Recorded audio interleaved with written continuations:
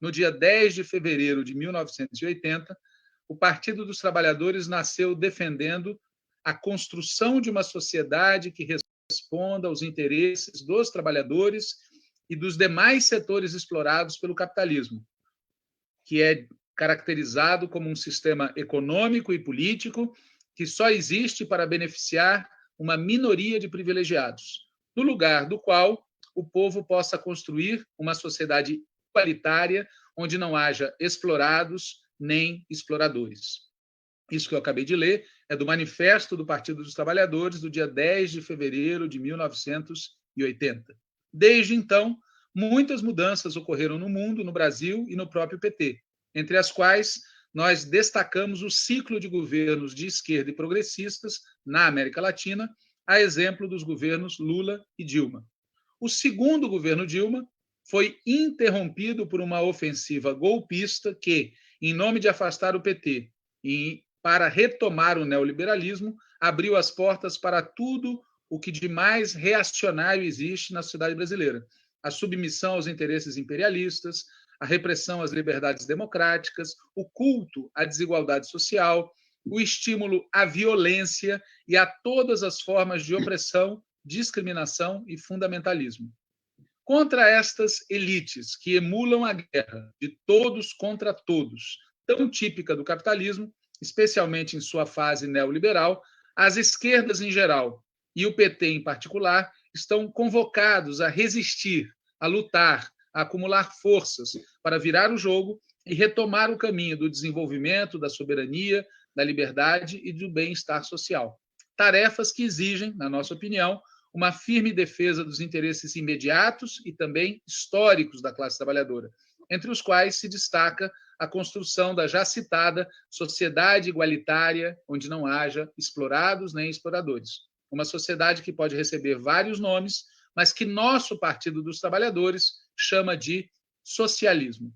Em um contexto de profunda crise sistêmica mundial, quando o neoliberalismo ultra-reacionário veste a camisa do terraplanismo e do negacionismo anticientífico, patrocinando uma guerra cultural que visa demonizar os opositores, a defesa do socialismo se confunde com a defesa da humanidade, da ciência e da vida em nossa terra. E frente a tanta intolerância, frente a tantas incertezas, nada mais adequado do que o debate. Pensando assim, a Fundação Perseu Abramo decidiu convidar toda a sociedade brasileira, a começar pelos partidos e movimentos sociais, democráticos, populares e de esquerda, para essas 13 jornadas de debate sobre o socialismo no século XXI. São 6 meses de debate sobre o passado, o presente e o futuro da luta pelo socialismo. As pessoas convidadas para expor e comentar buscam expressar a diversidade do PT e da esquerda, inclusive diferentes tendências, diferentes partidos, intelectuais sem partido, brasileiros e estrangeiros. A moderação do debate vem sendo feita alternadamente pela Fundação Perseu Abramo, pela Escola do PT e pela Secretaria Nacional de Formação Política do PT, instituições parceiras na iniciativa destas 13 jornadas, cabendo a quem moderar sistematizar as questões quando isso for o caso. Os debates estão sendo transmitidos em 2 modalidades, numa sala Zoom e através do YouTube.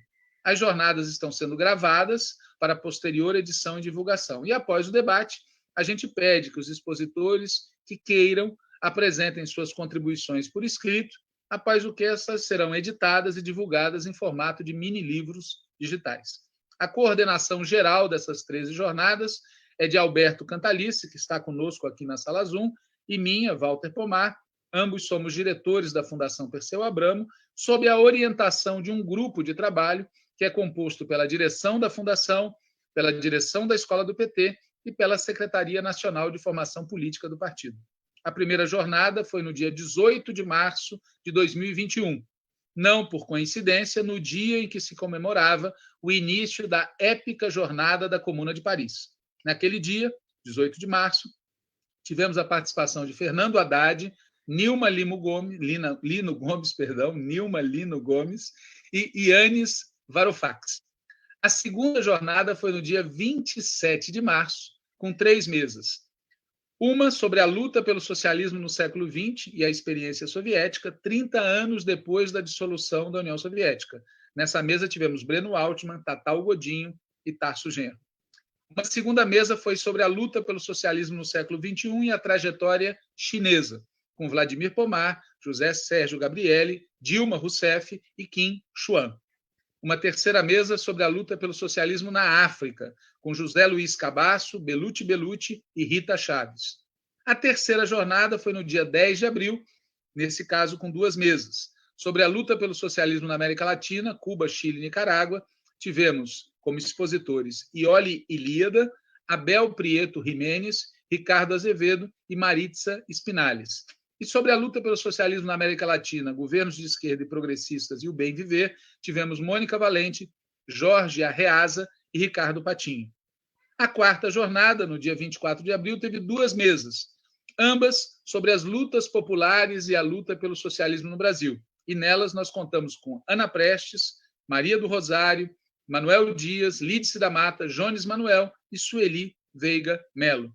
E, finalmente, hoje, dia 8 de maio, a quinta jornada terá duas mesas. Pela manhã, a primeira dessas mesas, sobre o tema Socialismo, Política, Estado, a Participação e a Democracia, teremos como expositores Boaventura de Souza Santos, Margarida Salomão e Ariovaldo de Camargo.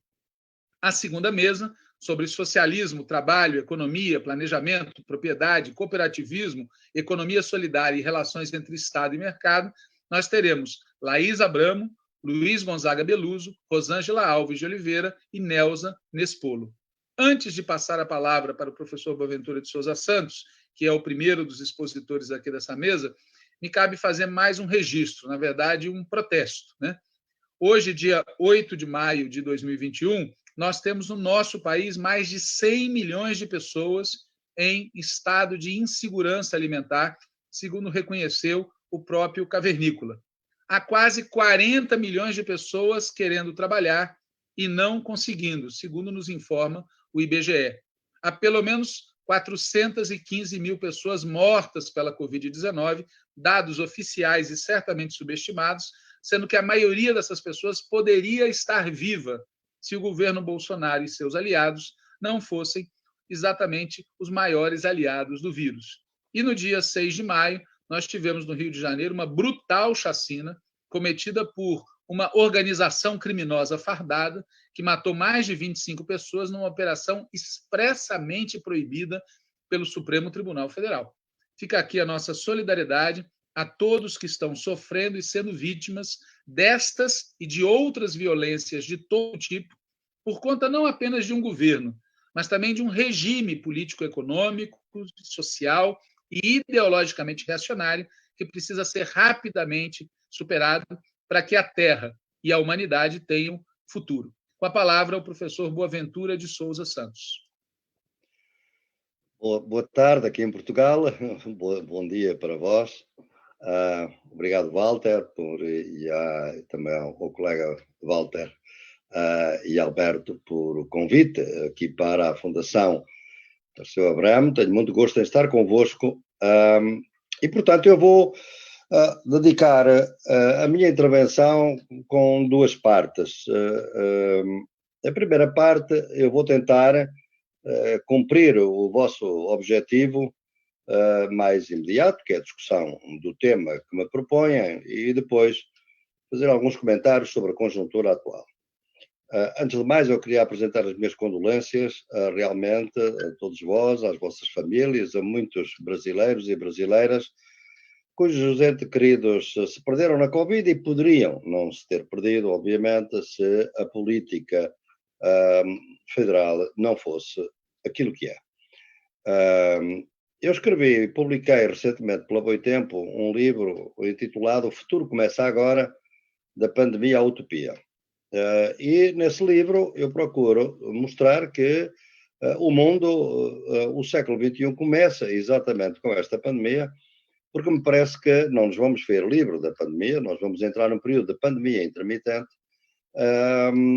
como já estamos a ver em que estamos a entrar globalmente, e ele vai inscrever-se, enfim, nas nossas práticas. O grande historiador Eric Hobsbawm já o escreveu muitas vezes que os séculos nunca começam no primeiro dia do primeiro ano do século, mas começam quando há um acontecimento que transforma a sociedade nas próximas décadas. E eu penso que no século XIX foi a Revolução Industrial, em 1830, o século XX começou com a Primeira Guerra Mundial e com a Revolução Russa, e eu penso que este século começa efetivamente com esta pandemia.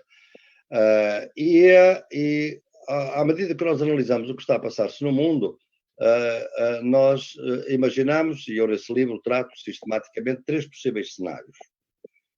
Um primeiro cenário é um cenário verdadeiramente distópico, mas é aquele que pode ocorrer, que é um cenário em que se caracteriza a sociedade por negacionismo. Ele é caracterizado pelos países que durante a pandemia estiveram sujeitos a governos de direita ou de extrema-direita. Nesse livro analiso especificamente a Inglaterra, os Estados Unidos, o Brasil e a Índia, porque começaram, obviamente, por um processo de negacionismo total da pandemia, e o Brasil é um estudo de caso a nível mundial, por ser o país que até agora o governo oficial continua a negar a gravidade dessa situação e a tomar medidas para que a situação não seja resolvida, o que, a meu entender, está em curso um crime de lesa humanidade no Brasil. E, portanto, este é o primeiro cenário, o cenário de que nada se faz para defender a população, não há mudanças nem ao nível do sistema produtivo, nem ao sistema de consumo, nem ao sistema de saúde, e, portanto, uma vez terminada a fase aguda desta pandemia, nós teremos uma crise social imensa e gravíssima, como podemos ver que está neste momento a acontecer já na Colômbia, e, portanto, a resposta destes governos não é outra senão a resposta repressiva. E essa resposta repressiva vai ser extremamente violenta, e eu duvido mesmo que a democracia possa aguentar. O caso que nós temos na nossa frente neste momento é o caso da Colômbia, onde estão as cidades a bloquear o país. Está mortos exatamente no mesmo dia em que mataram 20 e tal pessoas em Cali, foi quando mataram 20 e tal pessoas no Jacarezinho. Portanto, são estruturas repressivas que vão continuar. Um recente relatório do Fundo Monetário Internacional, vejam, não é de nenhuma fonte da esquerda, diz exatamente isto, que a história ensina que depois da pandemia, normalmente estes governos que já estavam a ser contestados antes da pandemia, vão ter, por crise social agravada, um processo de perturbação social muito forte. Bem, o que o Fundo Monetário não diz, com a hipocrisia habitual desta instituição, é que muitas vezes essa crise social é produzida pelas consequências das políticas do Fundo Monetário Internacional, que não reconhece até hoje a possibilidade de o endividamento dos Estados para fazer face à pandemia leve ao perdão da dívida, ou a dívidas perpétuas, ou a dívidas sem juros, etc. Não se fez nenhuma alteração no sistema financeiro internacional, e é por isso que as políticas vão ser mais políticas austeritárias, digamos assim. Um segundo cenário é aquele cenário que nós estamos de alguma maneira a ver na Europa, é um cenário em que se vai fazer alguma mudança, nomeadamente nos Serviços Nacionais de Saúde, nos Serviços Públicos de Saúde, que se procura, de alguma maneira, fazer alguma proteção da vida e uma proteção da economia, mas que não se toca no sistema produtivo, não se toca na rentabilidade do capital, não se toca na matriz energética, não se toca na economia fóssil, nos sistemas de consumo, ou seja, não se faz uma transição para uma sociedade que seja de outro tipo. A prova disso mesmo é que a União Europeia, aliás, ao contrário do Biden nos Estados Unidos, não abre mão das patentes em tempo de pandemia enorme. A União Europeia está a afirmar a validade das patentes, o que significa, portanto, que o mundo vai demorar muito tempo a ser totalmente vacinado. Um terceiro cenário é aquele cenário que nós, socialistas, gostaríamos de ver implementado. É o cenário de aproveitar a crise e esta pandemia como uma oportunidade para se começar a pensar que este modelo de desenvolvimento tem os dias contados, que não vai continuar. Os dados mostram que o que está a acontecer com esta recorrência das pandemias, como eu a prevejo neste livro, é que ela decorre deste modelo de desenvolvimento, porque toda esta extração dos recursos naturais sem precedentes que se está a fazer a queima da Amazónia, por exemplo, destruição, desmatamento, a mineração a céu aberto, a contaminação dos rios, etc., está a destabilizar os ciclos vitais dos animais selvagens e está a fazer com que os vírus que circulam entre eles possam vir a circular para os humanos. E nessa altura vamos estar na posição dos indígenas do século XVI, quando lá chegaram os portugueses, os espanhóis, os ingleses e os franceses, mais tarde, que eram portadores de vírus, para os quais naturalmente estavam protegidos, mas os indígenas não estavam e morreram, no caso do México, aos milhões. Portanto, é o que está a passar-se neste momento e que pode vir a continuar a passar. Este último cenário é aquele cenário que eu digo grande parte do livro, porque penso que é aquele que nos pode imaginar uma sociedade em que nós teremos um outro sistema de produção. Eu tenho vindo a defender que nós não vivemos apenas em sociedades capitalistas, são sociedades também colonialistas e patriarcais, são três as grandes formas de dominação. Não existe capitalismo sem colonialismo e sem patriarcado. E, portanto, quando o capitalismo se agrava, normalmente também o colonialismo se agrava e o patriarcado. Há muita gente que pensa que o colonialismo acabou com a independência, mas não. O colonialismo apenas mudou de forma. O racismo é uma forma de colonialismo. A expulsão de indígenas dos seus territórios e dos camponeses é outra forma de colonialismo. A concentração de terra é uma forma de colonialismo que vem, aliás, perfeitamente do tempo colonial. O próprio extrativismo é uma continuidade com a especialização, digamos, produtiva das colónias.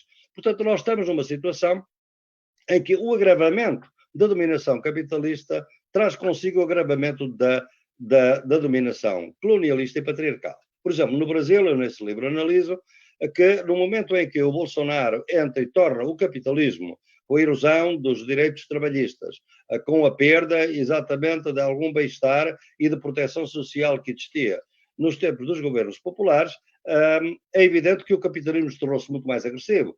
Os dados que o Walter há bocado mencionou mostram isso. Exatamente na mesma altura, aumentou o genocídio contra os jovens negros das periferias das cidades brasileiras, nomeadamente no Rio e em Fortaleza. E também aumentou o feminicídio e a violência contra as mulheres. Ou seja, quando se agrava uma forma de dominação, as outras também se agravam. O que significa que é preciso lutar contra as três. Eu tenho vindo a trabalhar, não é agora o momento para isso, a partir do Marx e do marxismo, como é que realmente isto tudo, numa leitura que hoje bastante inovadora que temos vindo a fazer, estas formas de dominação estão perfeitamente caracterizadas, exatamente porque o trabalho livre, que é o trabalho do capitalismo, digamos assim, assalariado, não se sustenta socialmente sem trabalho altamente desvalorizado ou trabalho não pago. O trabalho altamente desvalorizado é feito por aquelas comunidades que são racializadas e, portanto, vítimas de discriminação, e o trabalho não pago são as mulheres. Portanto, o trabalho não pago e o trabalho altamente desvalorizado é absolutamente essencial para que haja um mínimo de trabalho livre, e é por isso é que também estamos a assistir que quando aumenta, a degradação do próprio trabalho livre também aumenta. Basta ver os dados da ONU sobre o aumento do trabalho escravo no mundo, para vermos um pouco como estão as coisas a ocorrer no mundo. Em face disso, eu penso que uma análise dos programas socialistas devem ser hoje uma reinvenção de todos. Eu participei, como podeis imaginar, no Equador, sobretudo, e na Venezuela e também na Bolívia, em toda aquela discussão dos anos 90, depois anos da primeira década de 2000, sobre o socialismo no século XXI. E eu sempre tive a posição que, primeiro, não falava de um socialismo no século XXI, porque achava que havia várias formas de falar do socialismo, e talvez socialismos no plural, e sobretudo porque, como trabalho muito com os povos indígenas e com os povos afrodescendentes da América Latina, quando eu, em muitos seminários e processos de capacitação, discutíamos e perguntava o que é o socialismo para eles, qualquer indígena responde sempre a mesma coisa: é mais uma armadilha branca. E é uma armadilha branca porque a esquerda foi racista durante muito tempo na América Latina, não é? Não, ninguém surpreende isso, não é? Portanto, esta é outra forma de formular uma sociedade de bem-estar, de bem viver, como dizem os indígenas do Equador ou da Bolívia. Tem outras formas de formular o seu socialismo e não lhes dão esse nome, dão-lhes outro nome. Não tenho problema nenhum nisso. O que nós devemos é encontrar essa pluralidade. Mas isso não estava na agenda na altura e eu achei que isso era mau.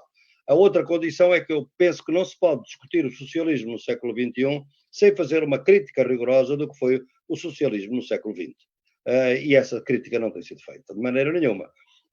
E não foi feita naquela altura. Eu conheço bem as razões porque é que não foi feita, porque efetivamente todos nós que temos solidariedade crítica com Cuba, gostaríamos de fazer essa crítica e a crítica não podia ser feita em face do embargo dos Estados Unidos, criminoso, a Cuba e agora a Venezuela. E, portanto, o debate ficou bloqueado de alguma maneira, porque não foi possível fazer uma análise muito real do que foi exatamente o socialismo do século XXI.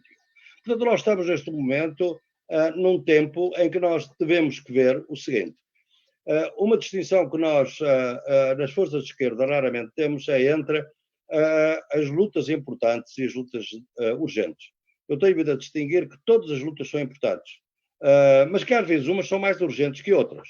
Eu acho que a luta anticapitalista é tão importante quanto a luta anticolonialista e antipatriarcal, mas algumas são mais urgentes que outras. Por exemplo, quando morreu George Floyd, nos Estados Unidos, de repente, a luta anticolonial, antirracista foi a mais urgente.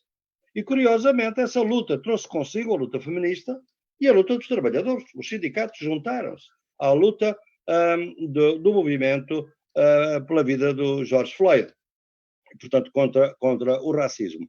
É muito importante distinguir entre lutas importantes e lutas urgentes. E, normalmente, o pensamento de esquerda não conhece muito fazer essa aliança e, muito menos, fazer articulações de lutas. Como sabem, eu fui um dos grandes impulsionadores do Fórum Social Mundial desde o primeiro momento, tenho estado envolvido em todos eles, pertenço agora a um grupo que estamos a tentar renovar contra as grandes organizações não governamentais que destruíram, em meu entender, o Fórum Social Mundial, e portanto estamos a tentar renovar o Fórum Social Mundial para uma reunião que vamos ter em 2022, com movimentos da base. Eu gostaria muito que os movimentos começassem a olhar para este esforço que estamos a tentar tirar o Fórum Social Mundial das mãos de grandes organizações internacionais que têm agendas muito próprias e que podem destruir o movimento, sobretudo porque, quando muito, lutam contra o neoliberalismo, mas não contra o colonialismo. Há outra questão que é muito importante, e aí venho à segunda parte da minha intervenção, que é esta, é que nos movimentos de esquerda nós não temos sabido articular lutas institucionais com lutas anti-institucionais ou extra-institucionais, ou seja, lutas de rua, poder popular, o povo na rua e, por outro lado, as instituições. Normalmente, ou nos orientamos por uma ou por outra. Eu penso que vamos entrar numa década em que nós temos que continuar a lutar nas instituições, mas não podemos confiar nelas, porque elas já foram capturadas pelo capitalismo, pelo colonialismo e pelo patriarcado. Já foram capturadas. E, por outro lado, temos que lutar fora das instituições. Um pé fora e um pé dentro do Estado. Um pé dentro das instituições e um pé fora das instituições. E esta é a luta das próximas décadas. Não penso que o nosso pensamento, em geral, não estou a tentar cobrir tudo de maneira nenhuma, mas da minha experiência, tenha capacidade para analisar. Eu, por exemplo, vejam agora, eu vos quero comunicar, não podia estar aqui a discutir o socialismo, participação, sem olhar para as conjunturas quentes que estão nas nossas mãos. Eu, ainda há pouco, não sei se viram, porque ele saiu em espanhol, um texto de intervenção, trabalho muito na Colômbia, que era a Colômbia em chamas, o fim do neoliberalismo será violento. Porque em Cali, exatamente no mesmo dia, do Jacarezinho mataram 20 e tal pessoas e neste momento em Cali estão a passar grupos armados, não uniformizados, a disparar sobre as pessoas que estão reunidas na rua a concentrar-se. E, portanto, é um sistema, é um momento de alta intensidade de um momento que já não é um momento democrático. Bem, e temos no Brasil o Jacarezinho. Todos saberão, ou alguns saberão, se calhar ninguém sabe, talvez dos que estão a assistir depois mais tarde, talvez, é que eu fiz a minha tese de doutoramento nos anos 70 no Jacarezinho. Eu vivi uns meses no Jacarezinho. O Jacarezinho, a comunidade do Jacarezinho foi quem me ensinou a ser a pessoa digna que eu hoje procuro ser. E, portanto, dói-me profundamente que esteja a ser tratado tão indignamente tão brutalmente, tão violentamente na sociedade brasileira. Não é apenas uma crise. No dia anteontem, realmente iniciou-se a campanha eleitoral de 2022. E, portanto, eu penso que, neste momento no Brasil, nós temos que olhar um pouco para esta ideia de trabalhar nas instituições e fora das instituições.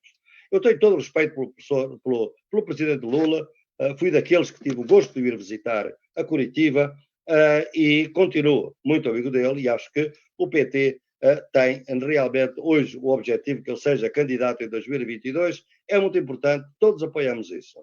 Agora, o presidente Lula, como sempre, depois das lutas populares em que esteve envolvido na ditadura, confia nas instituições e está a trabalhar no sentido de que possa mobilizar a seu favor o lado bom da sociedade brasileira e as instituições. Eu não estou convencido disso. Eu acho que o jogo já está viciado. Não é por acaso que o massacre do Jacarezinho ocorre 12 horas depois do presidente Bolsonaro visitar o governador. Portanto, há qualquer coisa que está no ar. E o que está no ar, em meu entender, é isto. Bolsonaro ganha as eleições de 2022 a bem ou as ganha a mal. E, portanto, não vai abrir mão de outra forma. E, portanto, o que aconteceu no Jacarezinho é o início da campanha eleitoral, exatamente porquê? Porque visa impedir que a CPI vá para a frente, que o STF seja credibilizado. Portanto, qual é a conclusão que eu tiro disto como sociólogo que vou observando o que está a passar? É que realmente, neste momento, se não houver o povo na rua, se não houver mobilidade popular, mobilização popular nas ruas, apesar da pandemia, o que nós vamos ter é que nem a CPI dá em nada, nem a CPI pode produzir algum efeito, nem o STF conseguirá levar a cabo a sua missão, nem sequer, em meu entender, haverá provavelmente eleições justas e livres em 2022. Porquê? Porque o processo já está demasiado minado. Estamos a perder muitas vidas. Eu sei que os meus amigos todos e as minhas amigas me dizem, mas se nós viermos para a rua em condições de pandemia, como é que se pode vir para a rua? Há muitas formas de vir para a rua. Há muitas formas de organizar inovadoramente, mas eu penso que o movimento, o Brasil está, ao contrário de outros países da América Latina, da Colômbia, do Chile, por exemplo, está adormecido. Ou então as forças políticas não estão a querer vir para a rua, não estão a querer mobilizar porque têm medo das consequências, têm medo de perder vidas. Absolutamente correta essa análise. Agora estão a perdê-las. O grande problema que nós temos na nossa sociedade é esta: as vidas vão se perder. O problema é do custo político para aqueles que causam as mortes. Vejam, na Colômbia há vidas a ser perdidas, mas é uma violência política organizada pelos sindicatos, pelo movimento indígena, a pedir a renúncia do presidente.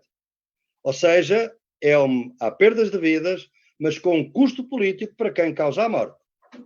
No Brasil estamos a assistir a mortes cada vez mais frequentes, porque não pensem que vamos ficar por aqui no Jacarezinho, vai haver mais massacres, vai haver mais política deste tipo. É uma violência aparentemente despolitizada que não traz nenhum custo político para quem as causa. Qual é o custo político que Bolsonaro tem tido pelo tratamento que ele tem feito na pandemia? Não é de maneira nenhuma um custo político como o Lenin Moreno, no Equador, que estava com 7%, ou o Pinheira, com 6%. Não é? Está sustentado ainda. Portanto, eu acho que, neste momento, quando falamos de participação e democracia, temos que passar que, neste momento, nas nossas sociedades, são sistemas híbridos. Têm elementos democráticos e elementos ditatoriais. E que, portanto, a participação já não pode ser exclusivamente institucional. Tem que ser extra-institucional. E tem que encontrar formas inovadoras de trazer o povo para a rua. E quando é que o povo vem para a rua? Quando se convencer que o governo é mais perigoso que o vírus. É o que está a acontecer, por exemplo, na Colômbia. É o que devia acontecer no Brasil, porque, veja, o Nicoleles faz uma previsão há uns meses de que haveria 500 mortos no final do ano. Agora a previsão são 800 mil mortos, talvez 1 milhão. Será que as forças democráticas vão deixar que isto ocorra com a esperança que terão umas eleições em 2022, em que será eleito o seu presidente e que tudo terminará? Não. Esse momento provavelmente não chega. Eu quero vos dizer isto porque acho que é entre nós que devemos discutir estas coisas e quero fazê-los com toda a coragem e com todo o enfrentamento.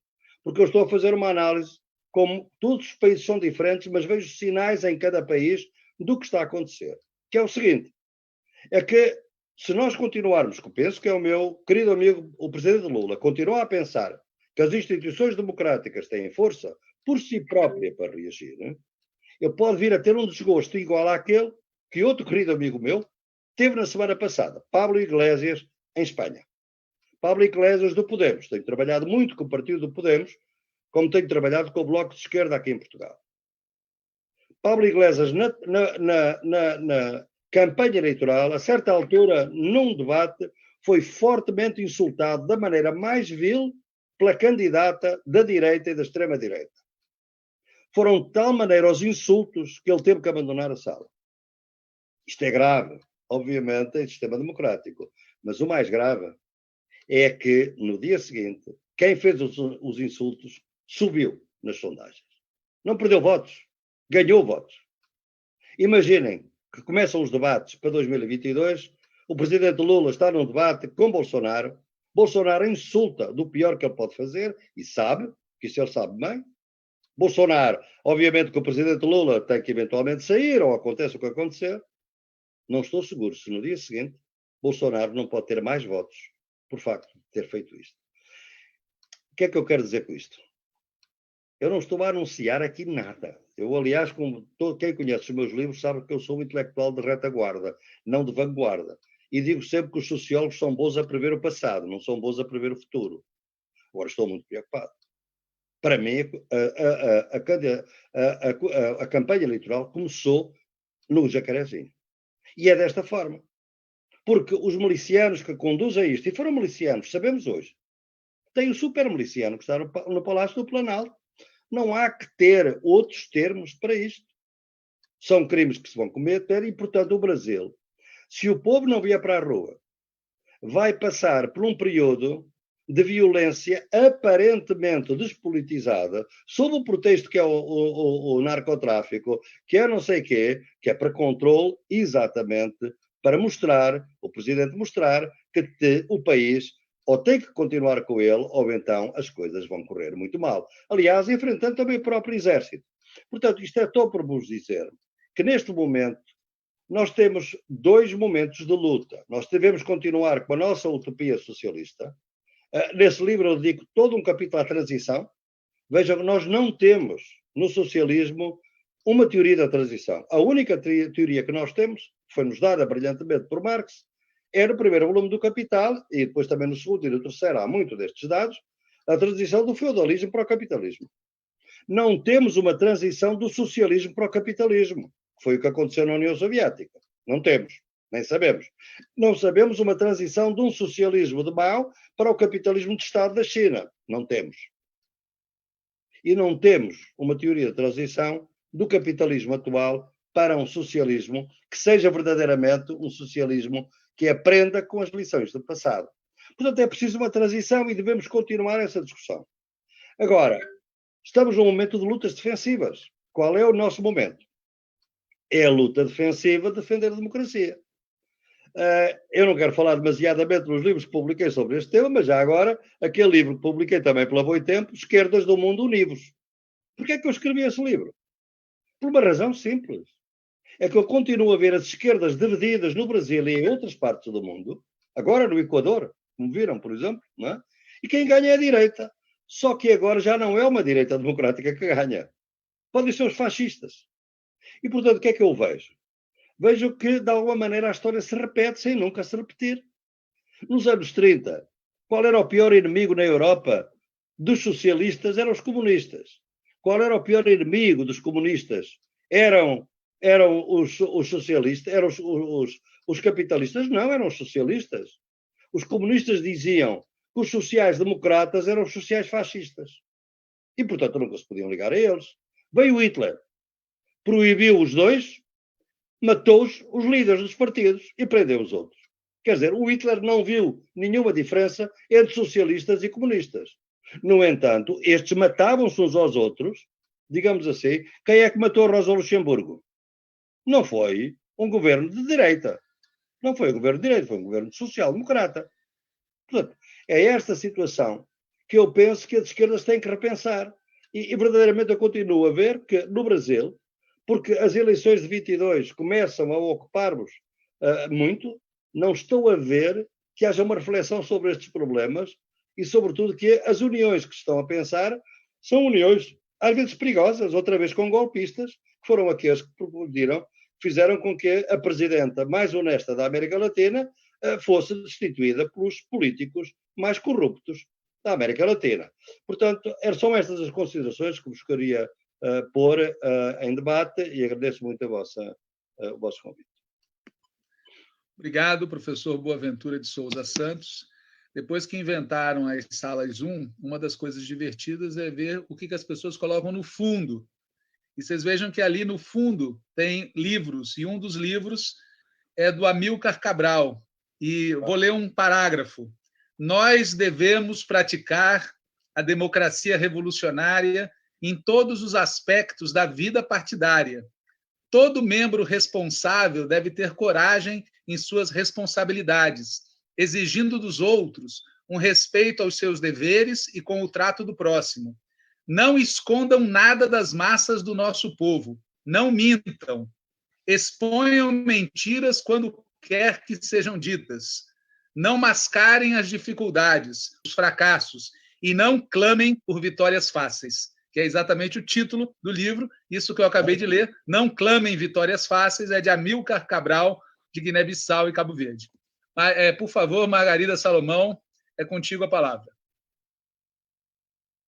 Muito obrigada, Walter, muito obrigada pela oportunidade que a Fundação Perseu Abramo, através da sua organização e do nosso querido Alberto Cantalice, me oferece de hoje compor esse painel com o professor Boaventura Souza Santos, é uma honra estar aqui compartilhando esse espaço com ele, e também com o nosso querido dirigente da CUT, o Ariovaldo Camargo.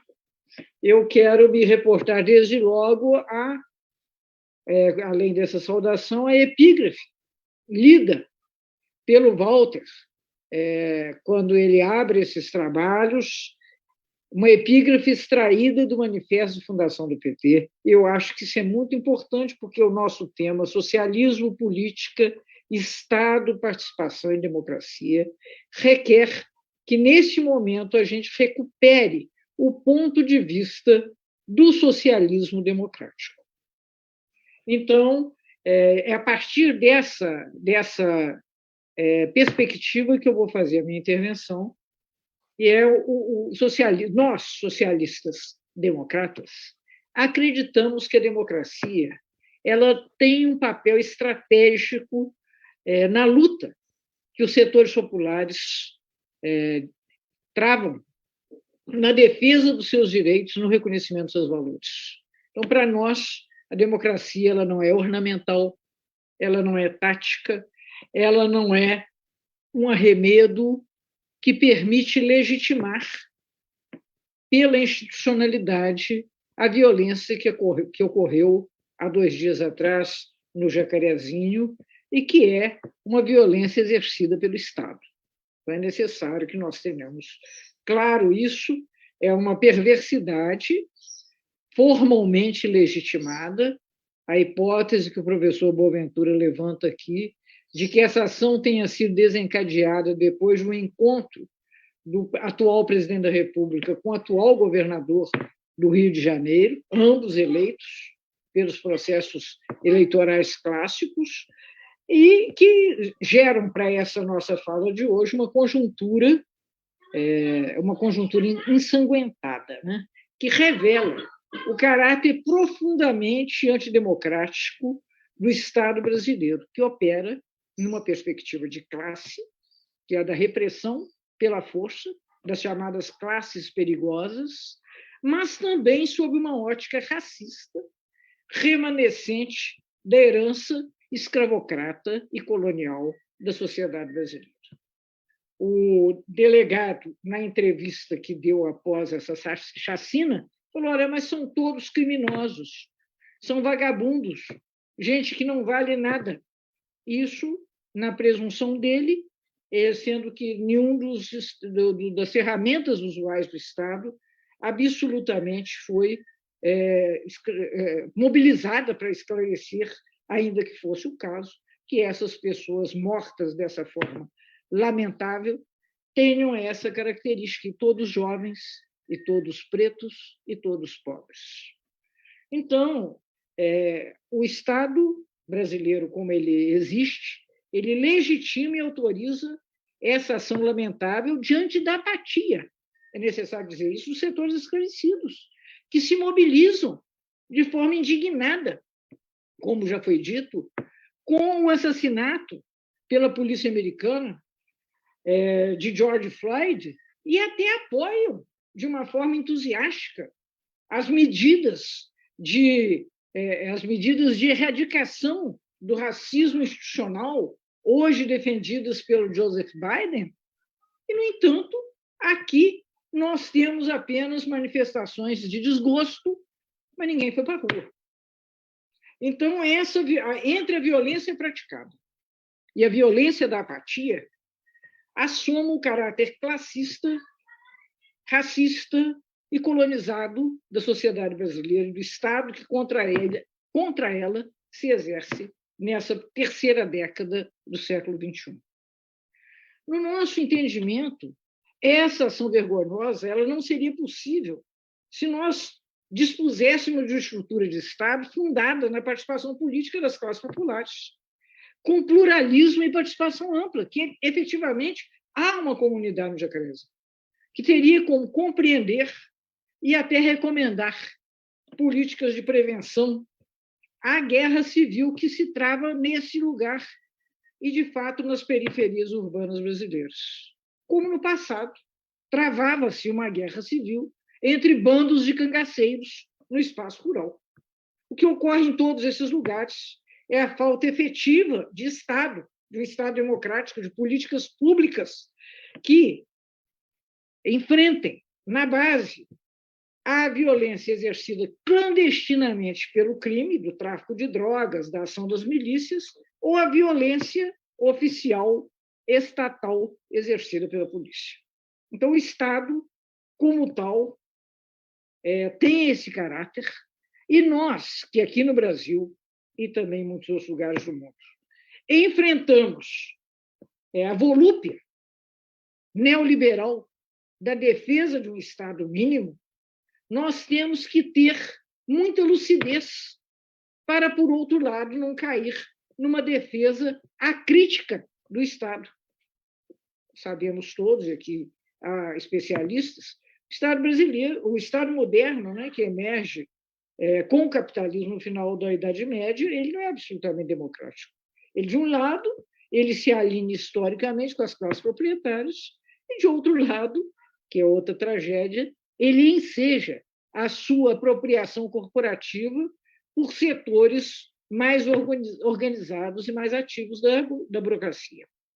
Então, ao tornar-se o Estado moderno o monopólio dos monopólios, ele pode se constituir, na verdade, numa força poderosa, lesiva dos interesses das classes populares, e, afinal, é esse Estado que comete o genocídio do Jacarezinho, que apenas reinstancia a matança de Canudos, a matança do Contestado, no início da nossa história do republicano, o massacre de Carandiru, o massacre de Eldorado dos Carajás, além de todos os outros episódios inominados contra vítimas inomináveis de repressão violenta praticada contra brasileiros que moram nos lugares onde moram os pobres. Hoje, com a escusa da guerra às drogas, mas, na verdade, em outros momentos, com outras escusas. É violenta a história do Estado republicano no Brasil. Essa violência também se exerce, muitas vezes, dentro da legitimidade, com luvas de seda. O que nós temos hoje, no momento, no governo Bolsonaro, é a sua apropriação por um estamento, pelo estamento militar, que praticamente loteia o Estado e o exerce em todas as dimensões, inclusive de uma forma trágica no Ministério da Saúde, né? Episódios que, nesse momento, estão sob a verificação da sociedade através da CPI do Covid, mas que demonstram que a apropriação do Estado legitimado das urnas pode ocorrer ao arrepio da razão democrática mais comezinha, ou seja, a ordenação da ação política por critérios técnicos. E como isso não ocorreu, muito pelo contrário, graças ao negacionismo militante, é espantoso que os militares brasileiros, né, uma corporação desenvolvida,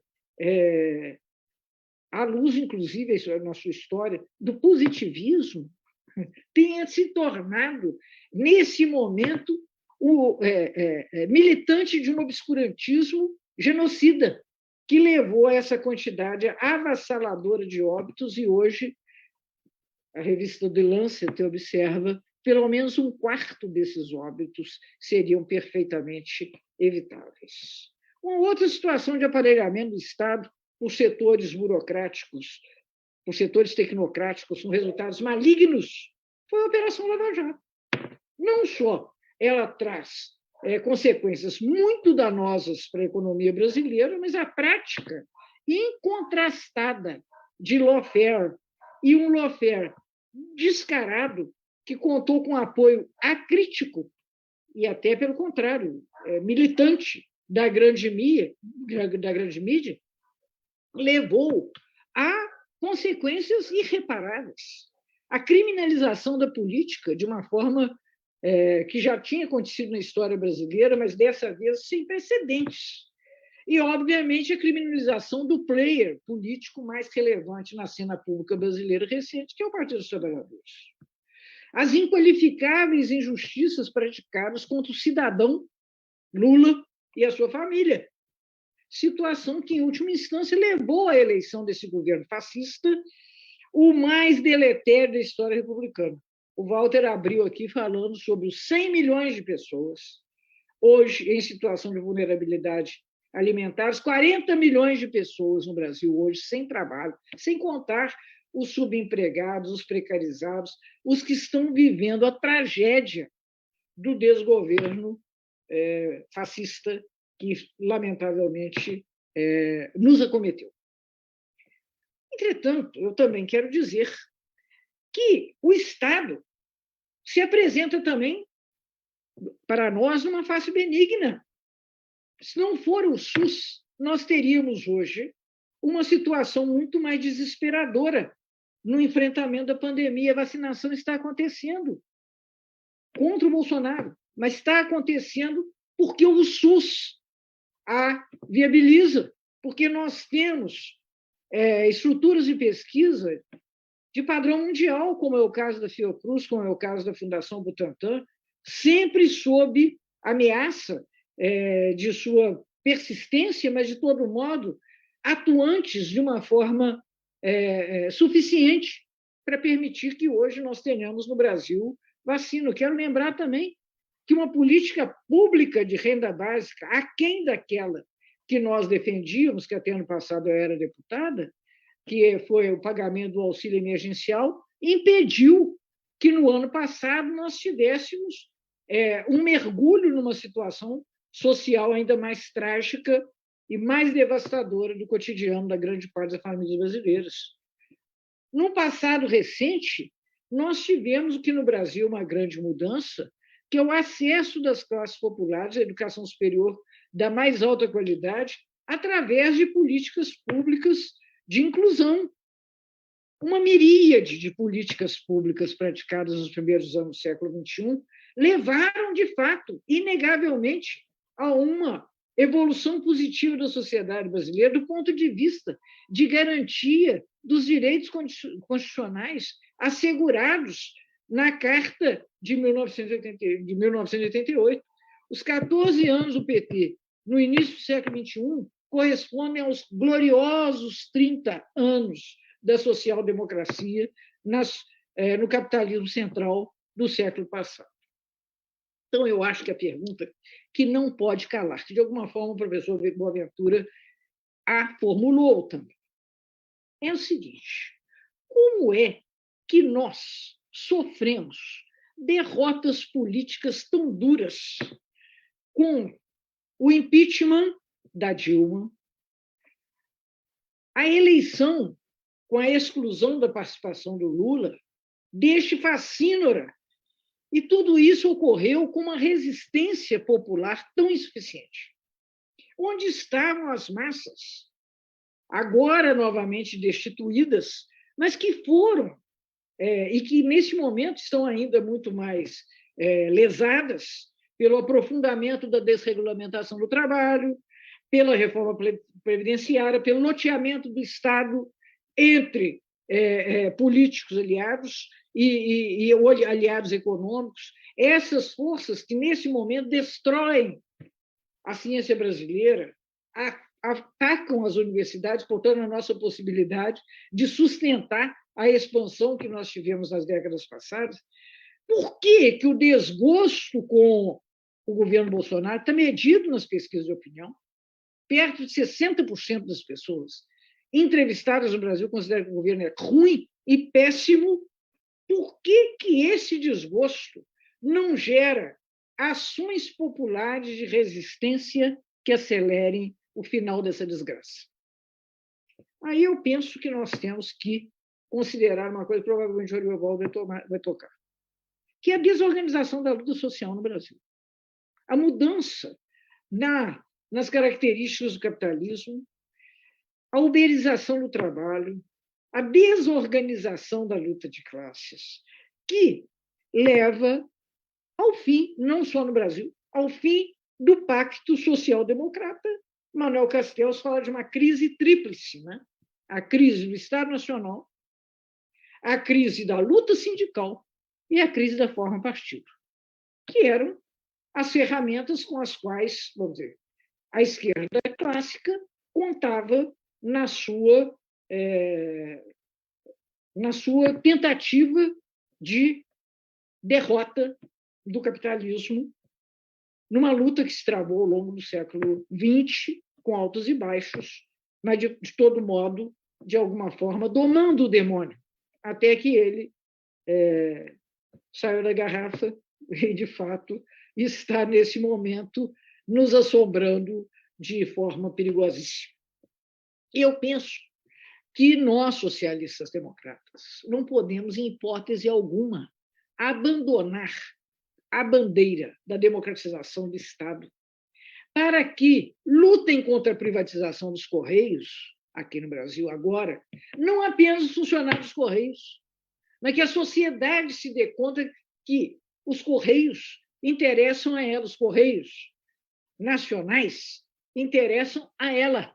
E isso é possível preciso que lutem contra a venda fatiada da Petrobras, não apenas os bravos companheiros da FUP, da CUT. É preciso que a sociedade se dê conta que fatiar a Petrobras é um crime contra a nacionalidade, contra a sociedade brasileira, nem é contra a nacionalidade, contra a sociedade brasileira.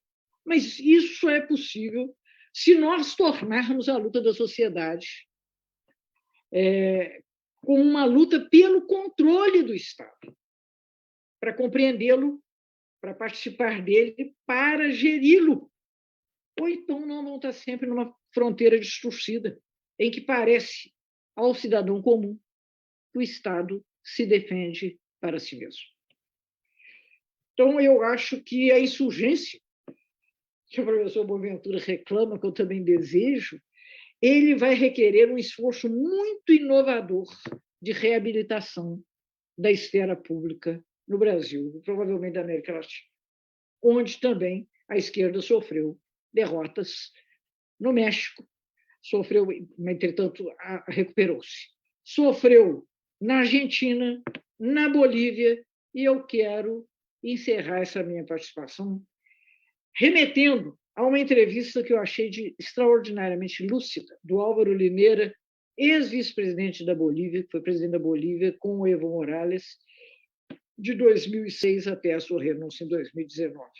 Isso ocorreu há dias atrás, se eu não estou enganado, no dia 23 de abril, no periódico Outras Palavras, em que ele fala sobre a necessidade de democratizar o Estado de fora, pela democratização da sociedade. O Lineira faz eu acho, uma analogia muito apta. Ele diz que, assim como há os estados da matéria, sólido, líquido, gasoso, o Estado é apenas um estado da sociedade, uma forma como a sociedade tem de se expressar. Então, uma sociedade racista, classista, patriarcal, colonizada, como a sociedade brasileira, tende a ter um Estado também patriarcal, colonizado, racista e profundamente opressivo das classes populares. Nesse momento, no Brasil, trava-se a guerra da vacinação. Nós estamos, não é fácil fazer a disputa retórica com Bolsonaro. O grande problema do Brasil, hoje, do ponto de vista sanitário, é que, no ano passado, Bolsonaro recusou 12 possibilidades de compra de vacinas para criar um ambiente sanitário desejável nesse momento que nós enfrentamos a pandemia. Ele não fez isso. Então, o que, ao invés disso, nós estamos, eu sou gestora, eu sou prefeita, o que nós estamos enfrentando? Nós estamos tendo que demonstrar que nós somos capazes de vacinar, apesar de não termos vacinas. Então, nós estamos agora, todos nós, empenhados num campeonato de vacinação. Aqui em Minas, nós estamos aqui, a cidade que eu dirijo, estamos em primeiro lugar. Eu lamento participar desse ridículo, mas eu não tenho alternativa, porque eu preciso trabalhar na reabilitação da esfera pública. Eu preciso reconquistar a confiança do cidadão nos governos, e particularmente no nosso governo, que é um governo de esquerda. Então, a disputa, esse é um dado da contemporaneidade política, é a disputa contínua do sentido. Não se trata, em nenhum momento, você ganhou a eleição, vamos dizer, que consigamos fazê-lo ano que vem, eu tenho muita esperança,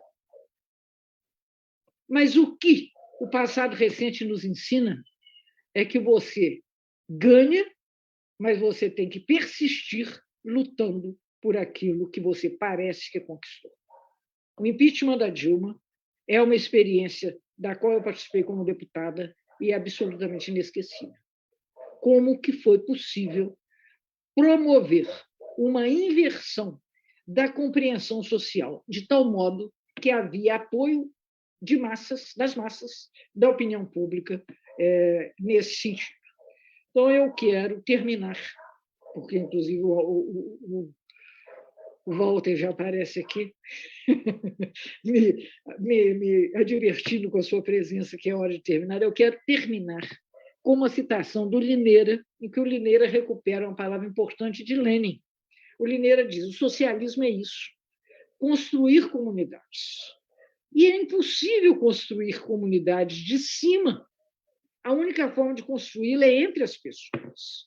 E o Estado é, por definição, a negação da comunidade, porque ele é um monopólio. Então, o Lineira recupera essa palavra de Lenin, que eu tenho também como inspiradora da minha ação pública, da minha ação política.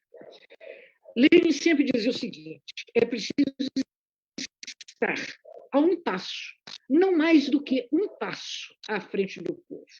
Não são 2 passos, não 4 passos. É a um passo do que as pessoas estão sentindo e estão pensando. É justamente esse o nosso desafio, para reabilitarmos a esfera pública e construirmos uma condição sem precedentes na história da América Latina, que é um Estado democrático, que nós merecemos. Muito obrigado.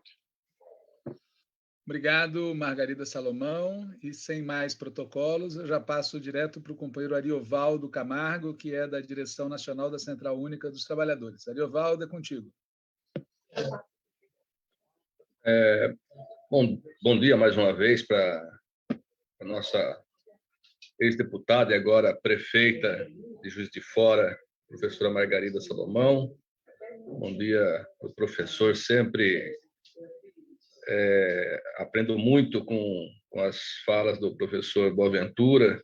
Agradecer Walter, o convite da Fundação Perseu Abramo,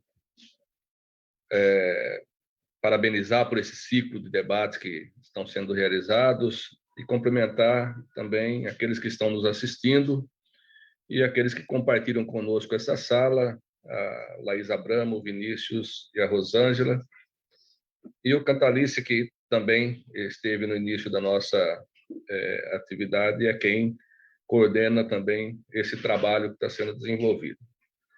É sempre muito importante nós nos apropriarmos e debatermos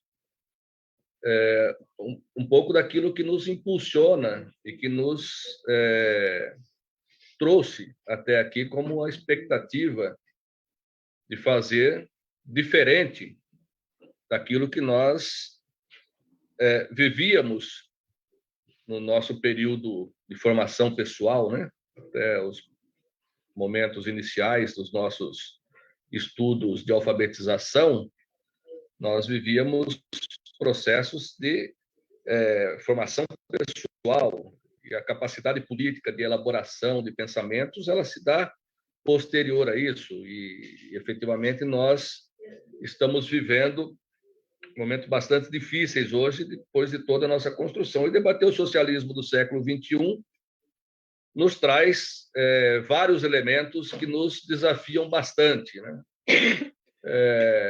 Recentemente, tive a oportunidade de assistir algumas exposições e uma que me chamou bastante atenção, do professor Ricardo Antunes, em um dos seus livros, é sobre a caracterização do que nós vivemos nos últimos 3 séculos, onde, nestes 3 séculos, o capitalismo vivenciou, nesse período, a sua fase de se tornar dominante enquanto sistema, e que nós, que defendemos e somos socialistas por origem, nós perdemos pelo menos 1 século e meio dessa disputa, se é que em algum momento nós tivemos condições de equilibrar nessa disputa.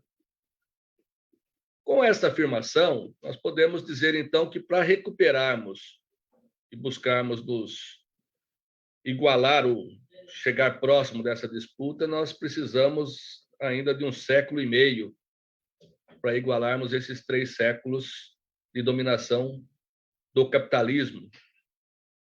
O que nos leva a refletir, entre outras coisas, uma afirmação de Fukuyama, que dizia que o capitalismo era o fim da história. E essa indignação, ou melhor, essa indagação, podemos assim buscar, é que o fim da história ele está muito longe, portanto, o capitalismo ainda triunfará por muito tempo, ou se o fim da história que Fukuyama apresentava é a superação do capitalismo numa perspectiva de construção de uma nova fase. E uma nova fase capitalista, certamente nós não vamos vivenciar algo diferente do que nós estamos vivenciando hoje. E nós estamos vivendo no âmbito do capitalismo hoje, desde 2018, ou talvez um pouco antes, em alguns locais do planeta, nós estamos vivendo o pior momento da história se nós compararmos a história atual. Ele, penso eu, ele é tão ruim para o planeta e para os povos que estão vivendo esses momentos, que só podem ser comparados às 2 guerras ou aos períodos do nazismo e do fascismo. Desta forma, então, nós precisamos buscar desta condição um pouco do que Marx nos apontava, de que se nós, em processos revolucionários ou em processos democráticos, se nós não nos colocarmos numa condição de apresentar para as partes mais frágeis da sociedade uma situação que vem acompanhada de um processo social que seja universalizante, mesmo essas revoluções, elas retrocedem. E certamente foi isso que aconteceu no leste europeu e até mesmo na União Soviética. De processos que ocorreram, mas a revolução não se deu com esta universalização social através principalmente das camadas mais frágeis na sociedade. E Marx ainda nos ensina em seus escritos e pensamentos que uma sociedade ela precisa mais do que se apropriar de governos, ela precisa mais do que estar em posições de governo.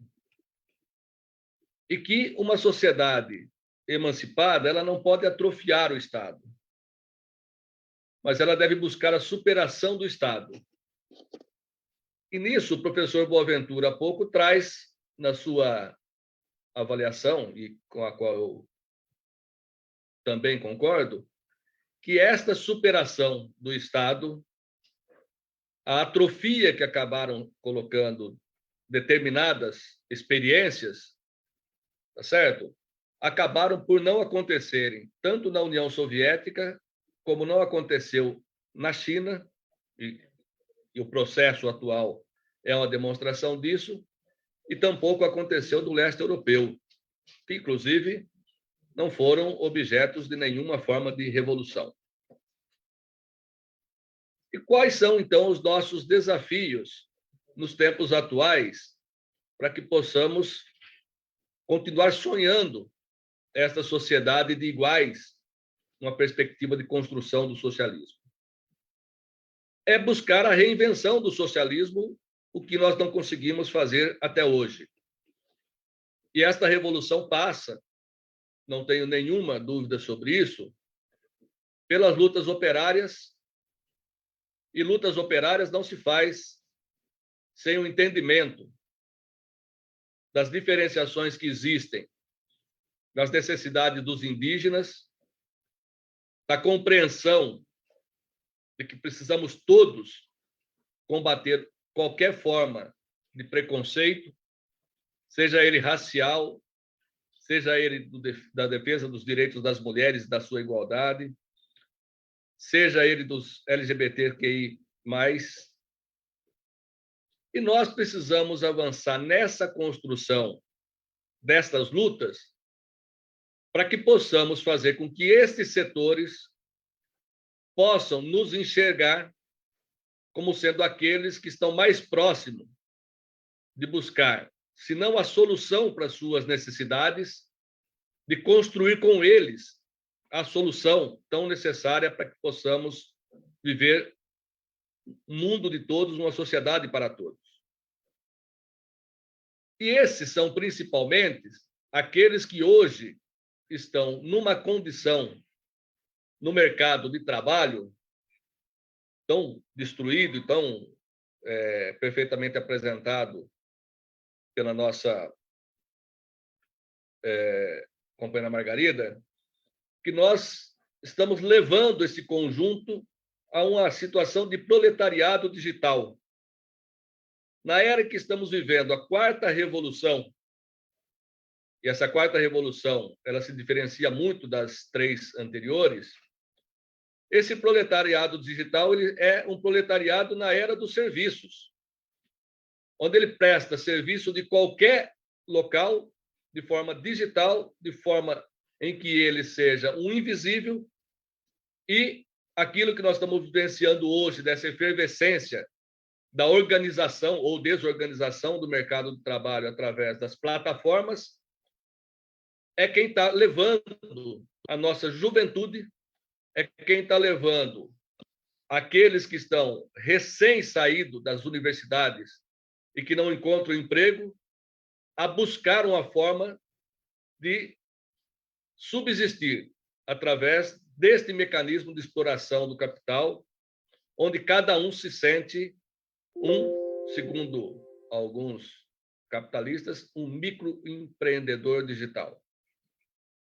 De certa forma, que esta nova geração que nós estamos construindo, com muita sorte, a maioria delas, se tiver alguma forma de trabalho, será uma forma de trabalho precário. A uberização, os iFoods, a própria questão das plataformas de venda, de e-commerce e outras mais, são uma demonstração clara de que esta nova geração está fadada a buscar trabalhos, e os trabalhos que estão se apresentando, principalmente depois da reforma trabalhista, que foi apontado também pela companheira Margarida, de uma forma cada vez mais longe de ter um contrato formal de trabalho, de ter uma garantia mínima de trabalho e de ter uma garantia mínima de renda para que possa sobreviver às adversidades que a vida os tem colocado. Este processo de expansão do nazismo e do fascismo que nós estamos vivendo no mundo é, de certa forma, resultado um pouco daquilo que foi construído com as experiências progressistas, tanto na Europa como na América Latina, de setores que acabaram ocupando espaços de governo e que não só capitularam na sua forma de governar, como abandonaram, em determinados momentos, princípios da construção, não só do seu programa de governo, mas também da sua forma de se relacionar com os movimentos sociais, por exemplo. Uma parcela desses governos progressistas acabaram por se concentrar enquanto governos em relação com o parlamento, sem que a participação popular, de fato, pudesse ser uma constante na sua organização ou uma constante na sua forma de direcionamento das políticas públicas, como exemplo. Nós deixamos de praticar, em determinados momentos, em alguns dos nossos espaços, a consulta popular de qual é, de fato, o interesse da sociedade e passamos a administrar a máquina pública buscando saber qual é o interesse daqueles que, de certa forma, sustentavam os governos e que, dessa forma, acabaram por sucumbir e muitos desses processos democráticos populares acabaram sendo levados à sua superação pela via direta do voto ou até mesmo por processos de golpes, como o que nós vimos no Brasil, como o que nós vimos no Paraguai, como o que nós vimos na América Central em alguns países, ou seja, e até mesmo na Bolívia, né? Ou seja, essa expansão hoje do nazismo e do fascismo é ligeiramente em função, inclusive, daquilo que nós deixamos de realizar e deixamos, de fato, de consolidar como algo que se esperava muito de nós, porque é bem verdade, aquilo que está se vendo hoje do Bolsonaro é nada mais do que algo que todos sabiam que seria isso, ninguém tinha expectativa, porque aquela velha frase de que de onde menos se espera é que não sai nada mesmo. E os nossos governos democráticos populares era de onde se esperava muito e que poderia ter saído muito mais e que, infelizmente, nós não conseguimos fazer. Óbvio que todos os elementos que foram trazidos aqui pela Margarida e pelo próprio professor Boaventura sobre a questão da Lava Jato, sobre a influência da mídia, sobre a forma com que foi se construindo não apenas o golpe contra Dilma. O golpe contra Dilma foi o início de um processo, porque ao final de qualquer outra coisa, o que se buscava era impedir que a maior liderança política que a América Latina construiu nos últimos anos pudesse retornar ao governo central através do voto popular em 2018.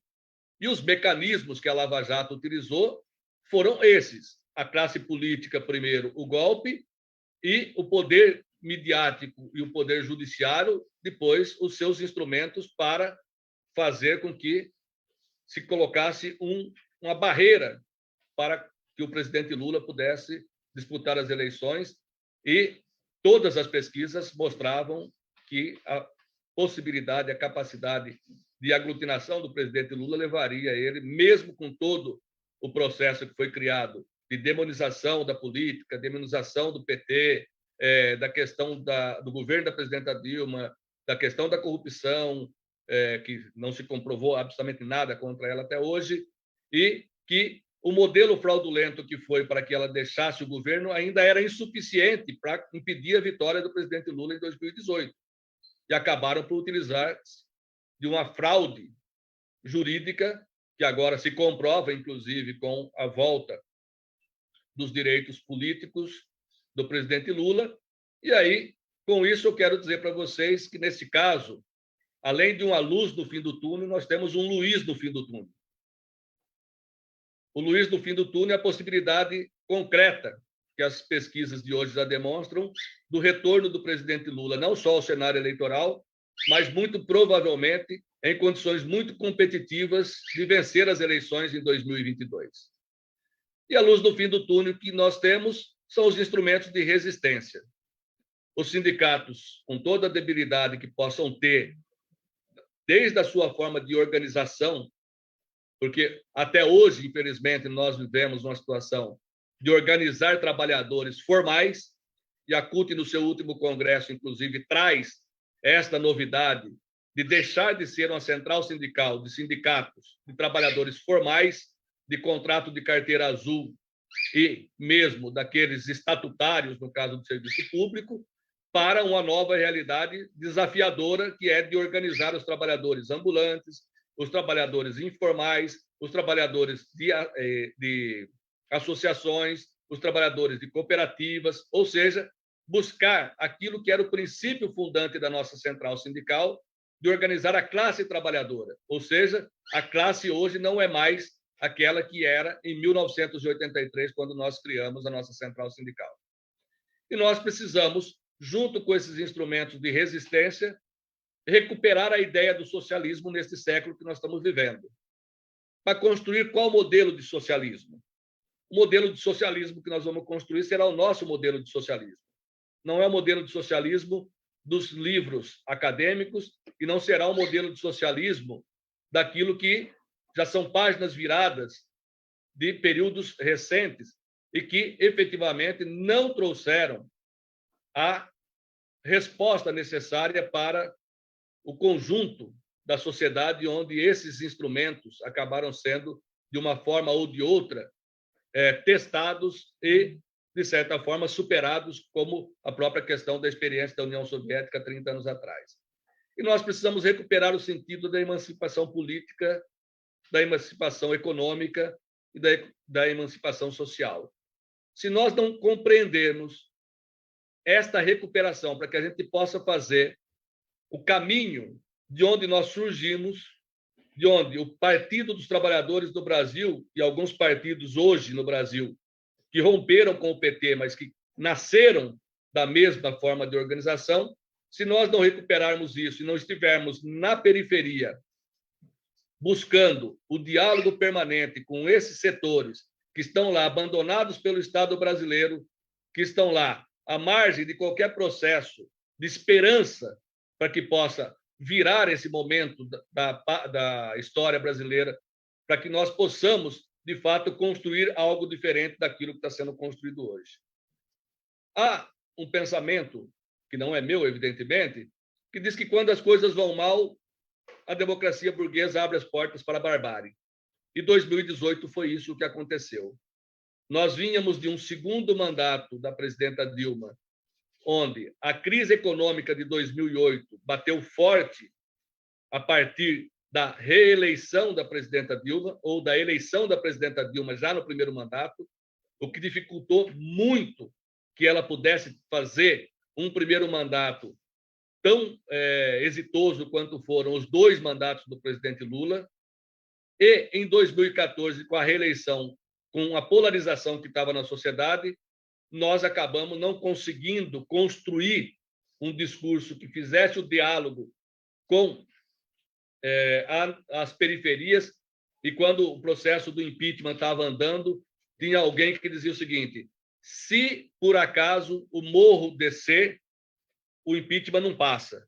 O problema é que nós estávamos muito distante do morro, nós estávamos muito distante da periferia, o impeachment veio com toda a fraude que todos nós aqui reconhecemos que foi, mas, infelizmente, a nossa base de sustentação histórica não estava conosco naquele momento e apostou-se muito no parlamento e nas possibilidades de que o parlamento, que vinha até então de um processo de composição política, pudesse salvar o governo, ou melhor, salvar a democracia do Brasil, porque aquele foi um ataque frontal à nossa democracia. E o que nós vivemos no planeta, além da barbárie que se instala no Brasil, é de que o capitalismo vai bem obrigado. Ainda hoje, 82% da riqueza mundial se encontra nas mãos do 1% mais rico. O último relatório da OIT, que podemos dizer que se assemelha muito à situação que nós vemos no Brasil hoje, aponta que há um desemprego estrutural no planeta e que será necessária a criação de mais de 344 milhões de novos empregos até 2030. E esses 344 milhões de novos empregos, além dos 190 milhões que seriam necessários para pôr fim a esse desemprego global que nós estamos tendo hoje. E a compreensão que nós precisamos ter é que 2 bilhões de pessoas hoje retiram seu sustento do trabalho informal. Ou seja, nós temos quase 1/3 da população mundial que vive da informalidade e que, entre os desempregados atuais, 30% são de jovens que estão sendo capturados, como eu disse anteriormente, para uma forma muito precária de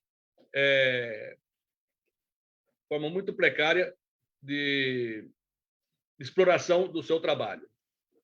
E que nós precisamos, através destes elementos aqui apresentados, nós precisamos fazer a reflexão de onde é que nós estamos e para onde nós queremos ir.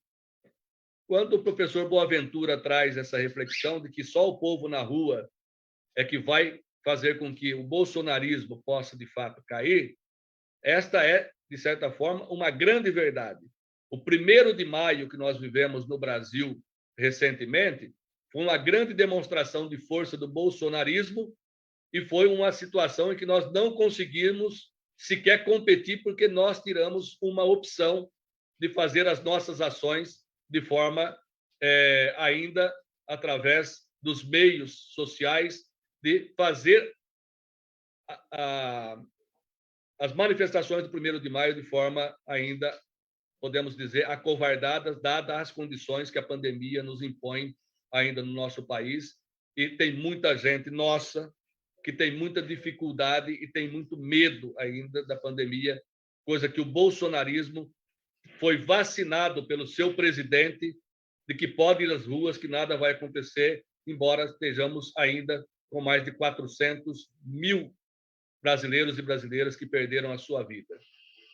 Um fato nós não podemos negar, e o professor Boaventura sabe muito bem do que eu estou dizendo, e a Margarida Salomão sabe o que nós temos no país.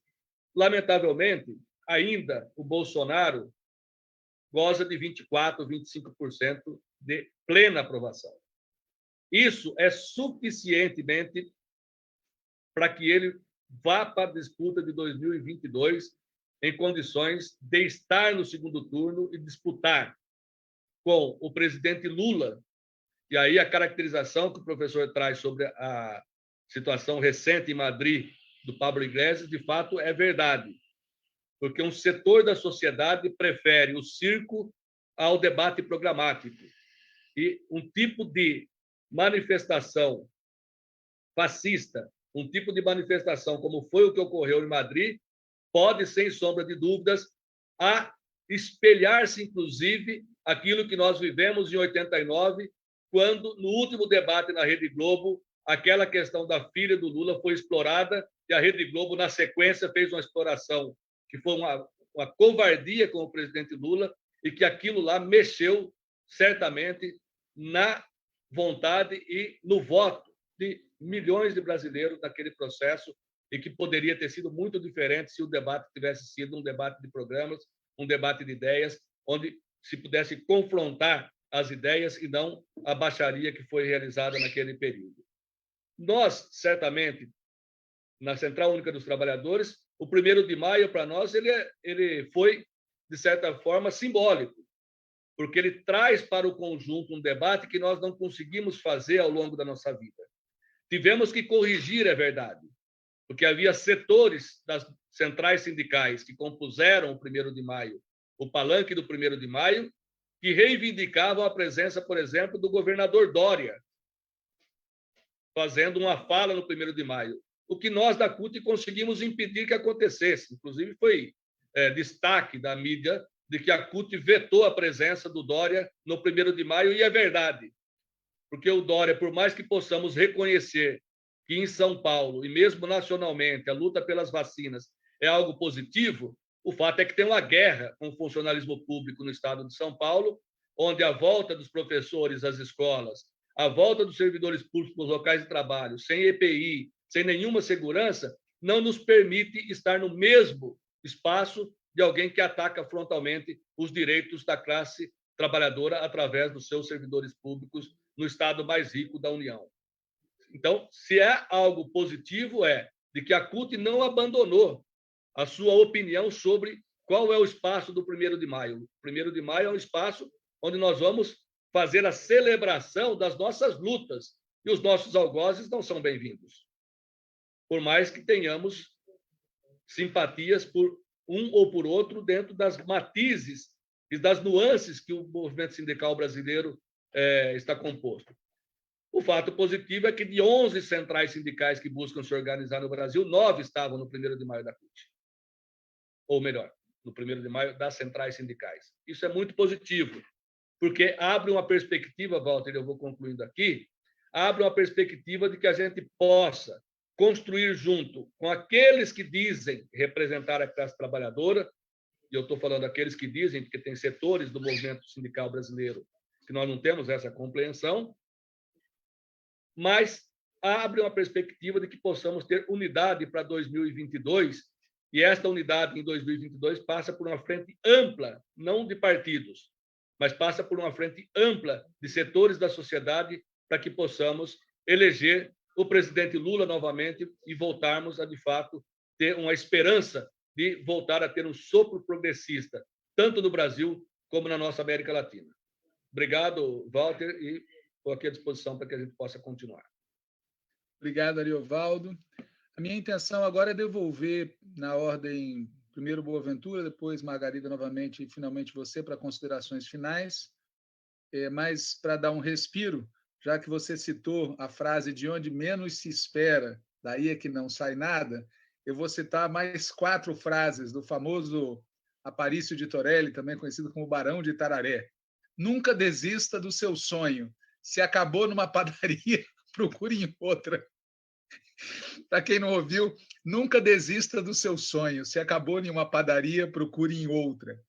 Dizes-me com quem andas, e eu te direi se vou contigo.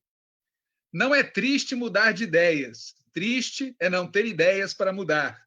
E, finalmente, quem não muda de caminho é trem. Essa em homenagem à nossa prefeita Margarida Salomão.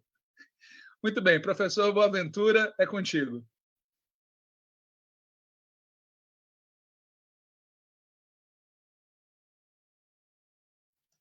Está fechado o seu microfone, professor. Muito obrigado, Walter. Foi um gosto enorme ouvir a nossa prefeita Margarida Salomão e o Ariovaldo e discutirmos, enfim, os problemas que neste momento temos. Eu realmente gostei muito de os ouvir e saliento 2 ou 3 coisas que me parecem importantes. Eu penso que estamos todos de acordo. Eu uma vez formulei uma ideia de que nós vivemos em sociedades que são politicamente democráticas, mas socialmente fascistas. Isto é, realmente é o que eu chamei o fascismo societal. Portanto, ao fascismo político, ao fascismo societal. É aquele que convive. O que é o fascismo societal? É que são aquelas situações em que pessoas com mais poder têm direito de veto sobre as chances de vida, sobre as expectativas daqueles que dependem deles. É o caso da patroa e a empregada doméstica, é o caso muitas vezes do patrão se o trabalhador não tem direitos. É direito de veto. E isso realmente é uma situação de fascismo societal. E eu penso que esta situação está a agravar. A mudança que está a haver é que há aqui uma mudança em que o fascismo societal está a contaminar já o sistema politicamente democrático e este está a ser híbrido. Tem ilhas democráticas e tem eleições onde, obviamente, as coisas correram bem, sobretudo a nível local, mas a nível onde o poder contém e tem mais a ver com os grandes poderes fácticos da sociedade, nós temos que saber, a burguesia brasileira, as elites brasileiras, servem-se da democracia, não servem a democracia. Isso foi o grande erro do presidente Lula, em meu entender. Já lhe disse, eu digo-lhe aqui porque já lhe disse a ele. Ele pensou que elas serviam a democracia e que ele era aceito exatamente, porque era uma conciliação de classes, porque elas tinham que aceitar o jogo democrático. Não.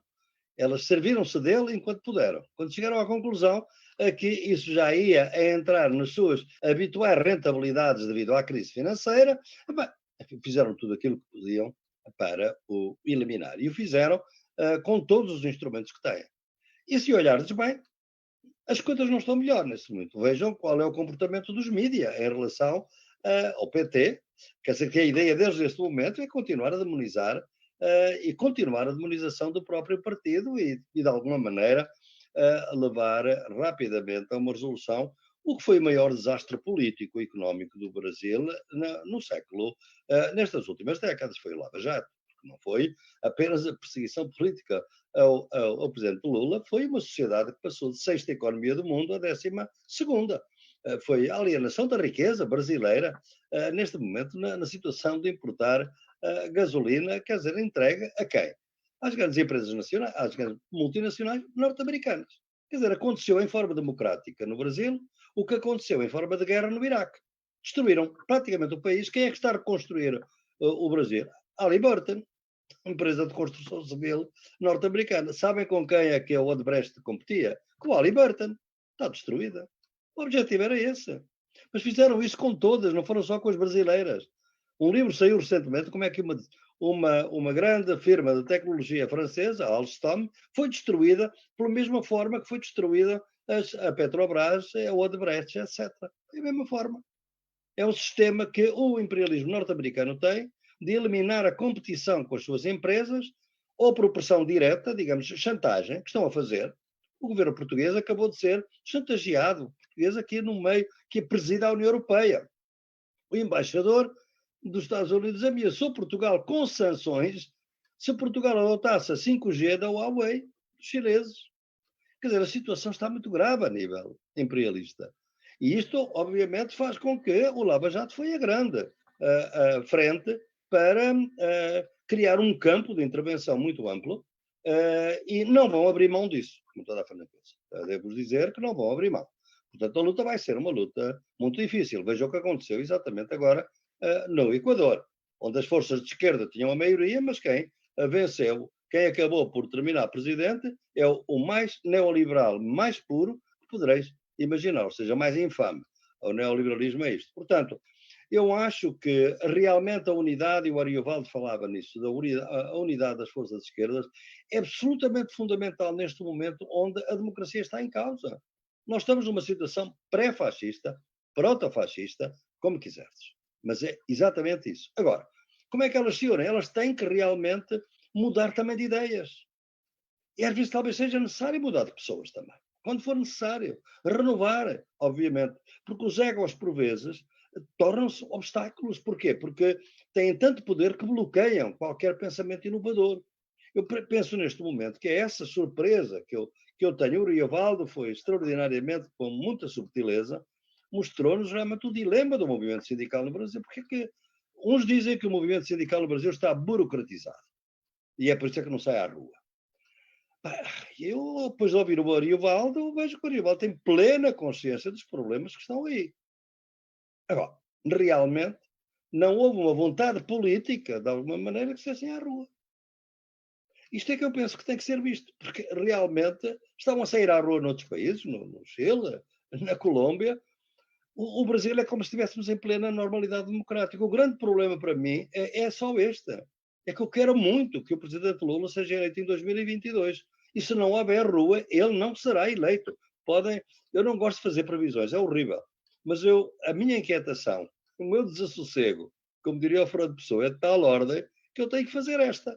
Realmente, se não salvarem a democracia, ela já está muito deteriorada, é preciso ajudar a réstia da democracia que há nas instituições, que há na CPI, que há no STF. Porque senão é aquilo que estava a dizer a nossa prefeita, a Margarida e o Ariovaldo. Quer dizer, afinal, este Parlamento, este Congresso é mais democrático que era ao tempo do impeachment da Presidente Dilma, era melhor, mais plural? Não, é pior. E, no entanto, assistiu-se à destituição da Presidente Dilma. Portanto, esperam alguma coisa agora disto? É possível esperar alguma coisa? Com as instituições? Com o tipo de imprensa e meios que temos? Não, eu penso que não. Eu penso que não. O segundo tema, que eu penso que é muito importante, é este, é que eu há pouco lancei-vos uma ideia, de que é uma ideia que está um pouco pelas redes atualmente, que o povo vem para a rua em tempo de pandemia quando se convencer que o governo é mais perigoso que o vírus. E o poder político, os políticos, os movimentos sociais organizados têm um papel muito importante a convencer, a criar esse convencimento. E que há momentos em que essa unidade ocorre, é fundamental. Eu, por exemplo, testemunhei, porque estive até em várias lives com o MST e o MTST, como todos se recordam, ano passado foi uma ação extraordinária de ajuda às populações mais vulnerabilizadas, de alimentação, de cestas básicas, através de uma ação magnífica e estupenda que eu testemunhei juntamente com o meu querido amigo Gilberto Carvalho, exatamente como é que se deu tantas toneladas de comida a tanta gente numa unidade muito grande entre os dois movimentos populares. Eu penso que essa unidade continua, mas não a vejo nos partidos. Claro que há depois questões teóricas, o Ariovaldo levantou algumas que me parecem muito interessantes. Eu acho que ele a Margarida referiu, a professora Margarida referiu uma coisa que é importante, é outro tipo de alianças. É as alianças que tem que haver entre as diferentes lutas sociais. Porque realmente eu tenho dito muitas vezes que o drama do nosso tempo é o seguinte: a dominação atua articuladamente. A dominação capitalista, racista e patriarcal. E a resistência está fragmentada. Os sindicatos foram durante muito tempo racistas e sexistas. Muito movimento feminista é pró-capitalista e é racista. E muito movimento anticolonial, antirracista é pró-capitalista e é sexista. Enquanto a dominação for articulada e a resistência for fragmentada, não saímos deste inferno. A outra questão da aliança é esta outra grande mudança que o Ariovaldo falou e que é mais complicada. É realmente a desorganização, a professora também falou nisso, da desorganização da classe trabalhadora, efetivamente com o que é que está a acontecer, e os relatórios da OIT são muito eloquentes a esse respeito. Nós aqui no meu centro trabalhamos muito com a OIT, o Ricardo Antunes, aliás, tem vindo aqui muitas vezes, e, portanto, a ideia é esta. O que é a luta de classes hoje? É curioso que é em África que os nossos colegas africanos, marxistas de longa data, grandes amigos, por exemplo, da Tanzânia, foram buscar um conceito, por acaso eu nem sabia de onde é que ele via, mas eu descobri com as minhas leituras de autores mais antigos de onde é que veio o conceito. Porque a gente fala de classe trabalhadora e as pessoas falam, mas quem é a classe? Onde é que está a classe? Então estes jovens que estão aí e tal, que estão precários, que estão uberizados, não é classe, não sei, não têm nenhuma identidade com a classe trabalhadora. Mas trabalham. Nós temos cada vez mais pessoas que trabalham, mas não são trabalhadores. Não se consideram como tal. E, portanto, realmente, hoje, há um conceito que o Walter Rodney, foi um grande homem da Martinica, da Guiana, aliás, que nos anos 70, negro, um grande intelectual, que 10 anos depois de Frantz Fanon, escreveu um livro, Como é que a Europa subdesenvolveu a África. E ele aí realmente depois criou alianças no Guiana, porque tinha o mesmo problema. Onde é que está a classe operária aqui? Lembram-se daqueles problemas que o Lenin também teve na Revolução Russa em 2018, em 1918. Realmente, onde é que ela está? É uma minoria. Então, começaram a desenvolver o conceito de povo trabalhador, para tentar criar o working people em inglês, povo trabalhador, e começar a tentar ver que esse povo trabalhador é vítima de racismo, é vítima de sexismo e é vítima, obviamente, da precarização. Trabalho sem direitos, ao que nós estamos a assistir, mais e mais. Portanto, eu não sei se nós, por exemplo, depois há outros colegas que vêm com outra... eu, por exemplo, acho que há as lutas classe contra o capitalismo, as lutas antirraciais e as lutas anti-sexistas, antipatriarcais. O Domérico Losurdo, por exemplo, entende que é tudo luta de classes, com diferentes formulações. E eu penso que cada sociedade deve encontrar a sua forma. Não há regras gerais. Agora, que nós não devemos, de maneira nenhuma, é desconhecer, e vocês convidaram aqui a minha querida amiga Nilma Gomes, que foi a minha pós-doutoranda, foi a minha melhor pós-doutoranda de sempre aqui em Coimbra, na Universidade de Coimbra, o que ela, por vezes, nessa altura, tenho certeza que não era nenhuma inconfidência, certamente vos terá falado disso, da dificuldade que ela tinha de fazer convencer os líderes e o aparelho do PT da questão racial no Brasil. Tinha dificuldade. 10 anos de mais tarde, outra querida amiga, Sónia Guajajara, que escreveu o prefácio comigo, com a Nilma, e a Sónia escreveram o prefácio à segunda edição do meu livro Esquerdas do Mundo Unidas. Qual era a queixa da Sónia? É que não conseguia que a questão indígena fosse entendida pelo PSOL. Porque continuavam com aquela ideia da luta anticapitalista e, portanto, a luta antirracial, questões indígenas, era uma questão de uma minoria. Ora, os indígenas são representativos porque são poucos. Aqui a representação não é representação democrática liberal. Eles são mais representativos quanto menos forem. Porque foram aqueles que escaparam ao genocídio. Porque são poucos, é porque foi um novo genocídio.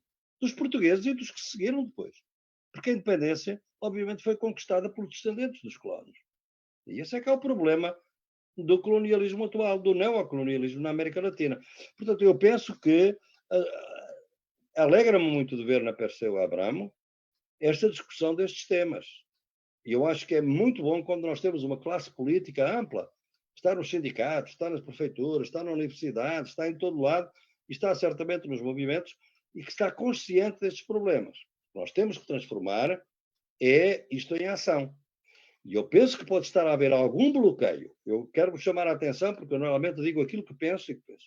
Não haverá algum bloqueio, neste momento, entre as forças de esquerda e, sobretudo, no PT, para não alargar demasiado e não ir muito mais para a rua por pôr em causa as eleições de 2022? Não será isso uma estratégia suicida? Eu deixo a questão e, obviamente, não tenho resposta para ela. Muito obrigado. Muito obrigado, professor Boaventura. Antes de passar para nossa companheira Margarida Salomão, o professor Boaventura citou aqui o Walter Rodney. Tem uma frasezinha do Walter Rodney que tem tudo a ver com o que está acontecendo hoje. Ele diz: na época do imperialismo, os banqueiros tornaram-se os aristocratas do mundo capitalista. Infelizmente, ele foi assassinado na Guiana em 1980. Margarida Salomão, com a palavra.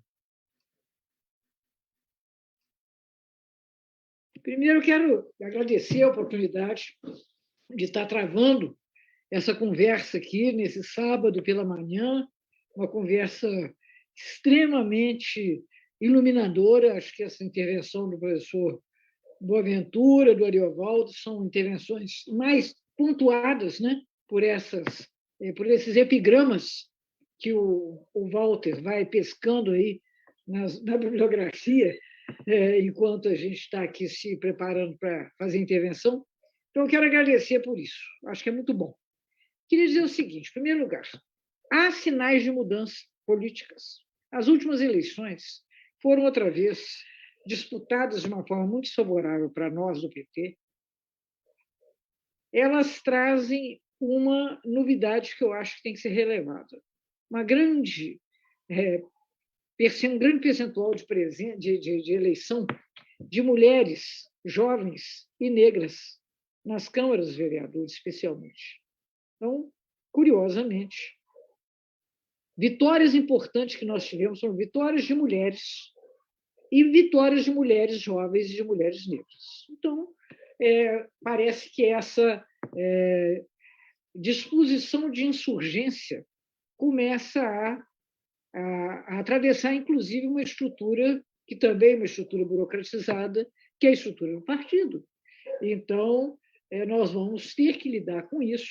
Eu quero lembrar também que, ano passado, a única manifestação de rua que nós tivemos na pandemia foi a manifestação dos entregadores de aplicativos.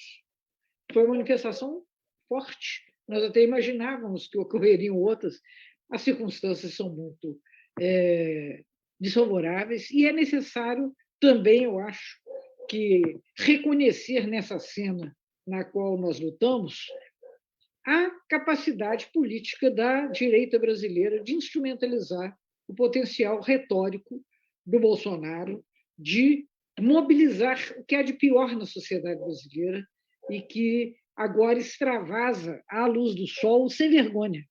Então, é esse descaramento, esse cinismo que o Bolsonaro pratica, inclusive, que é uma coisa inusitada, você não se compadecer da morte do outro, ainda que por cortesia, por etiqueta, você tem uma expectativa de comportamento diante da morte.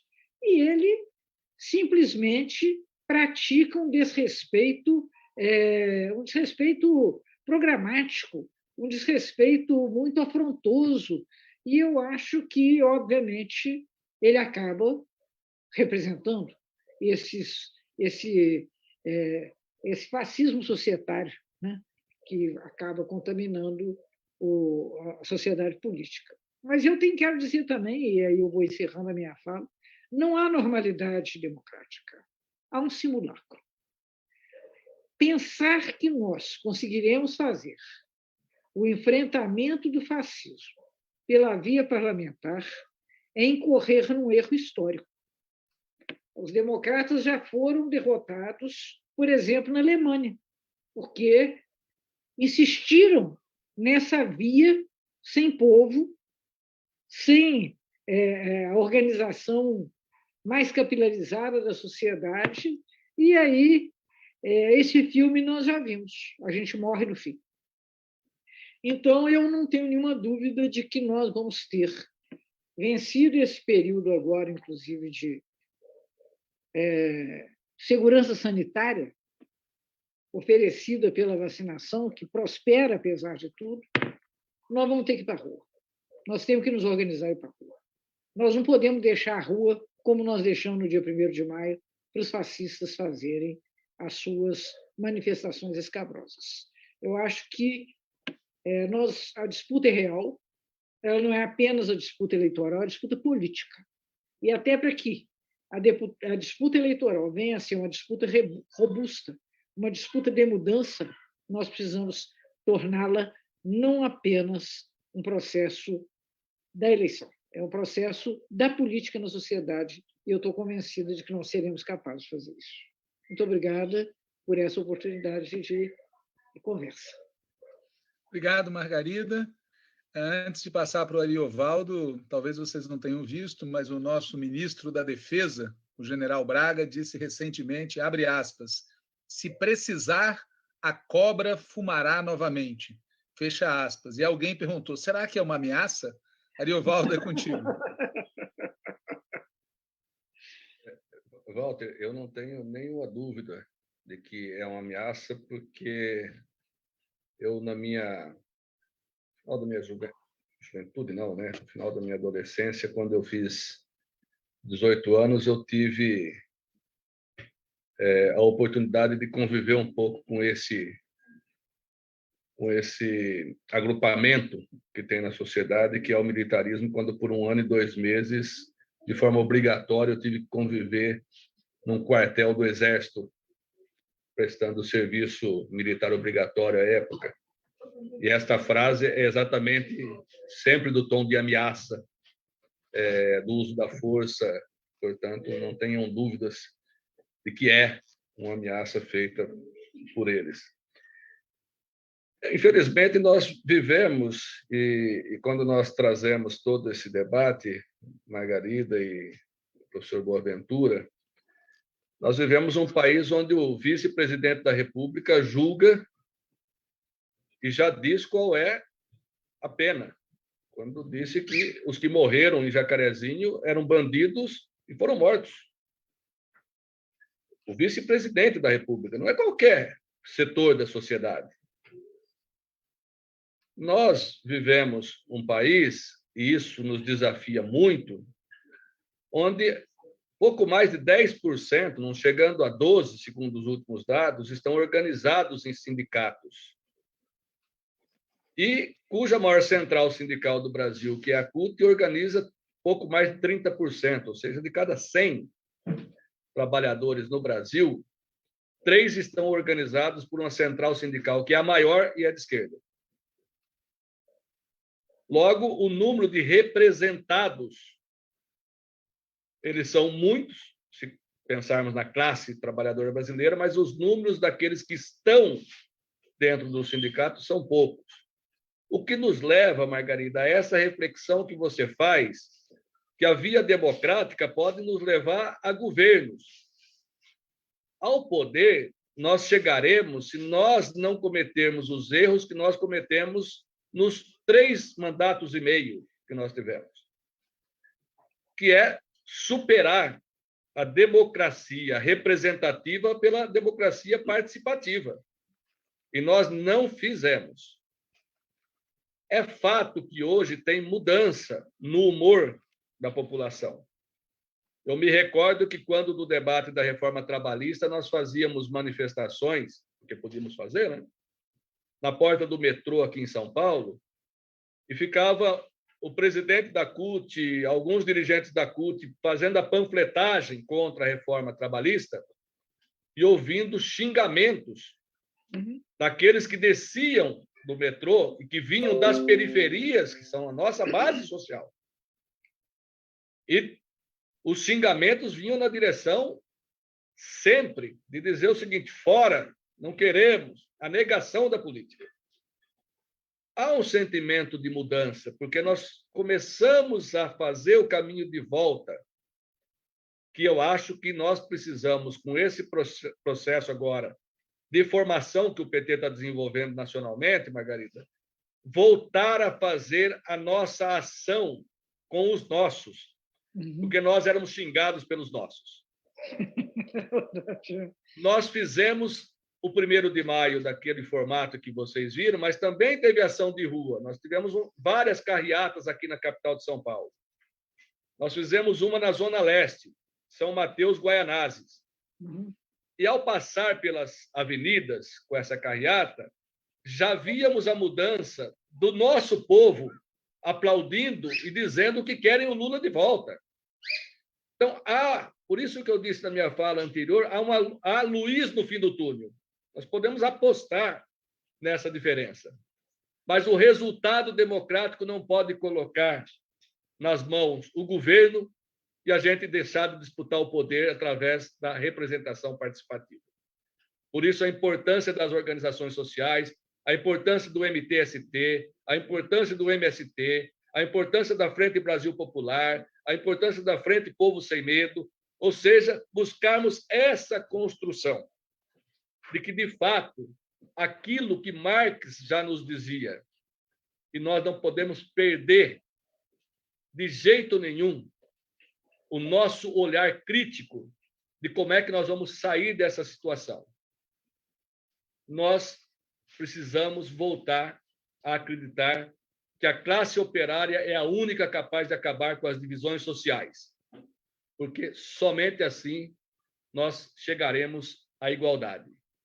Desta forma, eu concluo a minha fala agradecendo à Fundação Perseu Abramo, agradecendo a oportunidade de estar com o professor Boaventura e que nossa prefeita de Juiz de Fora, Margarida Salomão. Um abraço para todos vocês e eu não tenho nenhuma dúvida que a saída é a construção não do capitalismo e não a sua reforma, mas sim a construção do tão sonhado socialismo. Abraço a todos e sempre à disposição a Central Única dos Trabalhadores, a Fundação Perseu Abramo e o Partido dos Trabalhadores se confundem entre si, mas não podem deixar de saber quais são os seus papéis a serem desenvolvidos na sociedade, e nós vamos construir sempre esse caminho, essa caminhada lado a lado. Obrigado, Walter, obrigado a toda a Fundação Perseu Abramo. Obrigado, Ariovaldo. Então, como eu fiz esse debate inteiro, eu queria terminar com 2 citações, sempre em homenagem a Margarida, que é da área. Diz um autor brasileiro: a vida do homem e o progresso da humanidade pedem mais do que dinheiro, caixas fortes, atestadas de moedas, casarões imbecis com lambrequins vulgares. Pedem sonho, pedem arte, pedem cultura, pedem caridade, piedade, pedem amor, pedem felicidade. É esta, a não ser que se seja um burguês burro e intoxicado de ganância, ninguém pode ter quando se vê cercado da fome, da dor, da moléstia, da miséria de quase toda uma grande população. Essa citação é do Lima Barreto, de um textinho chamado Sobre o Maximalismo, de 14 de setembro de 1917. E a outra citação é dele também. O Lima Barreto, agora no dia 13 de maio, faz aniversário de nascimento. Ele diz assim: quem tem inimigos deve ter também bons amigos. Então, eu entendo que com isso a gente encerra aqui a nossa atividade, que foi muito boa, agradecendo ao professor Boaventura, agradecendo a companheira Margarida Salomão, agradecendo a Ariovaldo Camargo, a Rosângela e a Laís, que acompanharam aqui, ao Vinícius, que é da técnica, e a todo mundo que acompanhou pelas redes sociais e que ainda vai assistir futuramente. E como não podia deixar de ser, a gente termina uma atividade nossa aqui, não só falando vivo do socialismo, mas também fora Bolsonaro, pelas razões que foram tão bem ditas aqui. Obrigado, Bolsonaro. Obrigado, Margarida. Obrigado, Ariovaldo. Bom dia para vocês. Tchau. Tchau.